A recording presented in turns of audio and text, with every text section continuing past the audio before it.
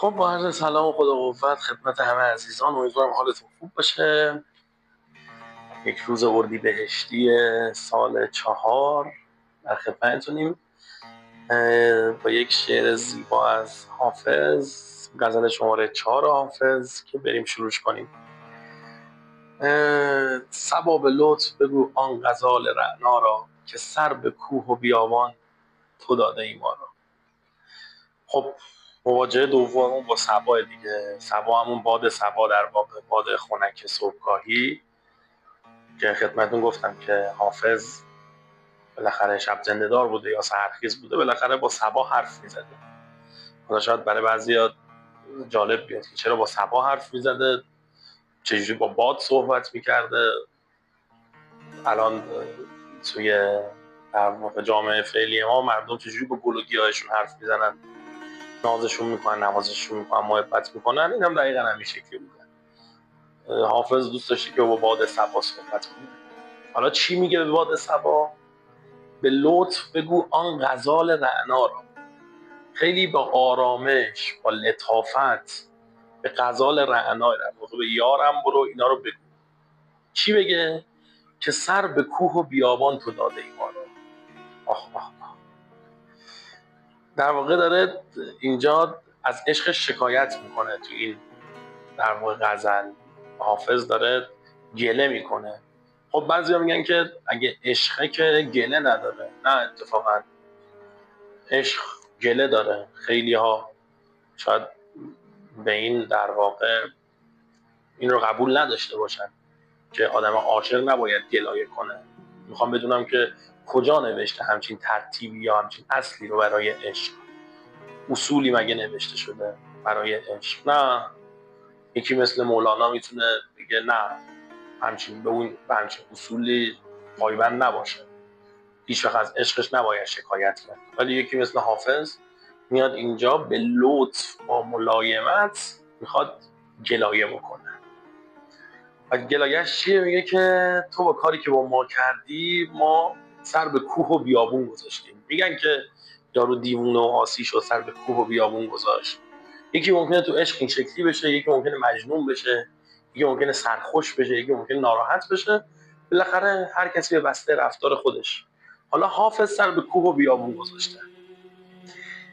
می‌بینی تو بیت بعدی شکر فروش که عمرش دراز باد، چرا تفقدی نکند طوطی شکرخارا.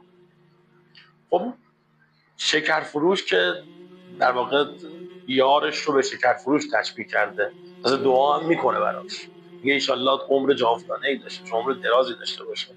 ولی میخوام بدونم چرا به فکر منی که من خود حافظ خودش به توتی تشبیه کرده، منی که شکر دوست دارم نیست، چرا از من دلجویی نمیکنه؟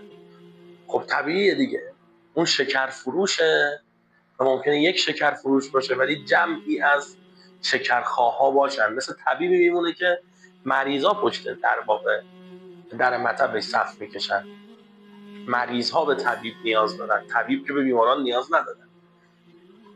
شکر فروش باید به فکر شکرخواه باشه یا شکرخواه باید به فکر شکر فروش باشه. این در واقع تو این شکلی، تو از این حسن جمالی که داری به فکر ما نیستی، دلجویی نمی کنی از ما، سراغی از ما نمیگیری، نباید بدونی ما کجاییم. غرور حسنت اجازت مگر نداده گل، که پرسشی نکنی عندلیب شیدا را. این بیت خیلی جذاب و جالبه. میگه این غرور، تکبر و نخوتی که به خاطر زیبایی به تو دست داده داره گله میکنه دیگه. این باعث شد که از من سراغی نمیگیری، عندلیب شیدا را. در واقع اینجا خودش رو به یه بلبل شیدا تشبیه کرده. میگه به خاطر غرور زیباییته، این توهم زیباییه، این تکبر زیباییه، نباید یه احوالی از من بپرسی. به خلق و لطف توان کرد صید اهل نظر، به بند و دام نگیرند مرغ دانا را. میگه به خلق، البته تو یک سری ابعاد اومده که به خلق و حسن توان کرد صید اهل نظر، تو یک سری کتب قدیمی. حالا ما همین کتبی که عامیانه است در دست مردمه میخونیم، میگه که با اخلاق نیکو، با ملاطفت، با نرمی، با مهربونی میشه اهل نظر، منظورشون اولیاء الله، عزیزان بارگاه حق، میشه اونا رو به دست آورد، بهشون نزدیک شد. با زور و اجبار و دامپنگ کردن و بهانه آوردن و به بند کشیدن که نمیشه یه مرغ دانا رو، در واقع مرغ دانا تشبیهه، به دست آورد. که باید معرفت داشته باشی، باید مهربونی داشته باشی، باید مراتبی رو طی کنی تا بتونی به اون درجه برسی. ندانم از چه سبب رنگ آشنایی نیست، سهی قدان سیه چشم ماه سیما را. ای بابا، یه نمیدونم چرا آدمای بلند قد و سیاه چشم و با روی زیبا رسم و آیین دوستی رو بلد نیستن. منظور خاصی داره احتمالاً حافظ از این بیت، خب تو زمونه خودش یا شخص خاصی اشاره داره، ولی من این شکلی میگم انقدر که این افرادی که نام برد براشون 3 تا مثال آورد دیگه، 3 تا در واقع تشبیه و صحیح قدان سیاه چشم ماه سیما، چون از نظر زیبایی به کمال رسیدن و ممکنه افراد زیادی بهشون توجه کنن، شاید هم تقصیر خودشون نباشه، به چشم بد به همه نگاه کنن، آیین دوستی رو یاد نگیرن، نتونن نزدیک بشن به کسی، در واقع روحیه‌شون بابت این موضوع یه مقدار خراب بشه، همه رو به یک چشم نگاه کنن، فکر کنن همه به لطف زیبایی و قد بالا و چشمون سیاه و زیبایی روحه که بهشون نزدیک میشن یا میخوام بهشون نزدیک بشن. من همچین نگاهی دارم، ولی خب ممکنه حافظ تو زمان خودش یه نگاه دیگه ای داشته باشه. تو با حبیب نشینی و باده پیمایی، به یاد دار محبان باد پیما را. منظور از حبیب، البته حبیب خب یک داستان عجیب غریبی هم هست تو حافظ که خب خیلی ممکنه خیلی در واقع سندیت نداشته باشه. ما همین در واقع معنی خط لفظش رو براتون میگیم، بعدا اگه شد سندی براش اومد در مورد حبیب صحبت میکنیم، شاید حبیب یک فرد باشه. خب چو با حبیب نشینی و باده پیمایی، حبیب و اینجا ما اسمشو میذاریم یار، دوست. اگه میگه کنار دوست و یارت نشستی و داری باده میل میکنی، یادت نره یه روزی ما هم تو بازی تو بودیم، الان به اون محب بود، به اون کسی که بهت علاقه داشت و الان دیگه تو بازی تو نیست، فراموشش نکن. ما یک روزی ما هم حبیب بودیم برات، یار بودیم، دوست بودیم، ولی الان دست روزگار جوری شده که خب با یار دیگه نشستی، با دوست دیگه نشستی. باده پیما، محبان باد پیمان به آدمی میگه که بازی بیرون افتاده دیگه، الان تو بازی نیست ولی قبلا تو بازی بوده. جز اینقدر نتوان گفت در جمال تو عیب، که وضع مهر و وفا نیست روی زیبا.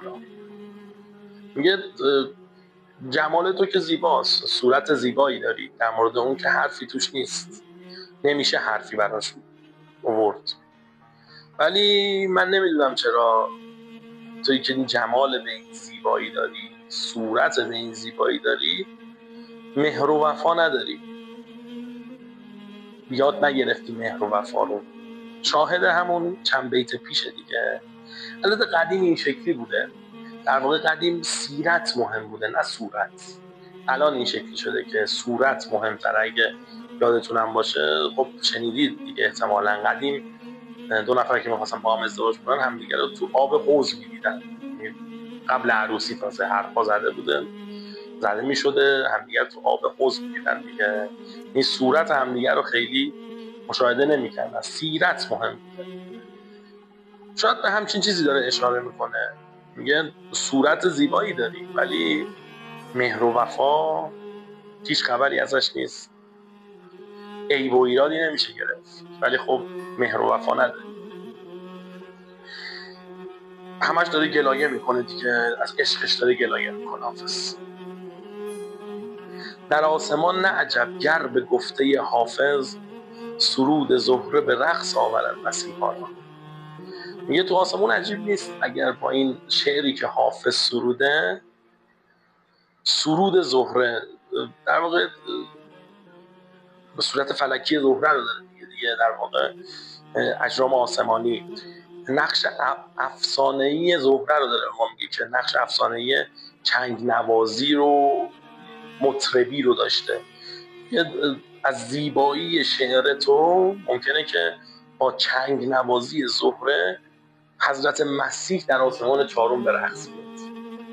اینقدر تو زیبیه. خود برای خودش نوشابه دیگه ای باز کرده تو میشه. خوشحال بوده حافظ برای خودش نوشابه باز کرد. خب غزل سوم تموم شد. امیدوارم که اردیبهشت بسیار عالی داشته باشید. خدا نگهدار.